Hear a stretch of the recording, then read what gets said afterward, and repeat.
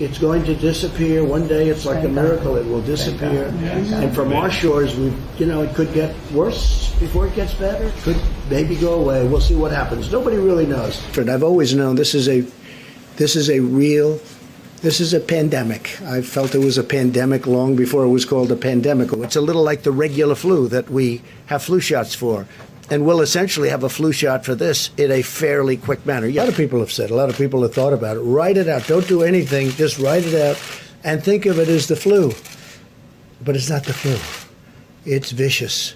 When you have 15 people, and the 15 within a couple of days is going to be down to close to zero, that's a pretty good job we've done. So, yeah, we've lost a lot of people. But if you look at what original projections were, 2.2 million, we're probably heading to 60,000, 70,000. It's far too many. One person is too many for this. No, I think President Xi is working very, very hard. I spoke to him.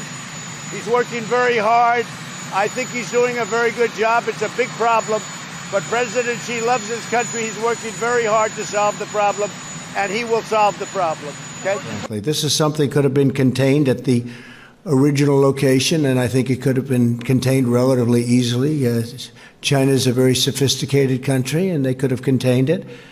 They were either unable to or they chose not to, and the world has suffered greatly. But we think we're in very good shape in the United States. We've essentially closed the borders to areas where we had to close them.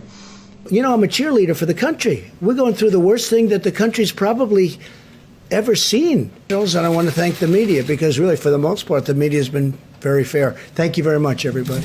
It's just, I wish we had a fair media in this country, and we really don't. Speaking of unfair, go ahead. There's a debate over what authority you have to order the country reopened. What authority do you have? Well, I have the ultimate authority, but we're going to get into that in a minute. We're going to just finish this up. The governors are going to be opening up their states. They're going to declare when. They're going to know when. What more specifically do you want the governor of Washington? All I want them to do, very simple. I want them to be appreciative. I don't want them to say things that aren't true. I want them to be appreciative. We've done a great job. Here's what happens. The governor of Washington? No, you know what I say? If they don't treat you right, I don't call. You were talking about governors of different states, and you said, I want them to be appreciative. You also said, if they don't treat you right, but I don't call. These are direct quotes, sir. Excuse me. Ready? Take a look at what I said.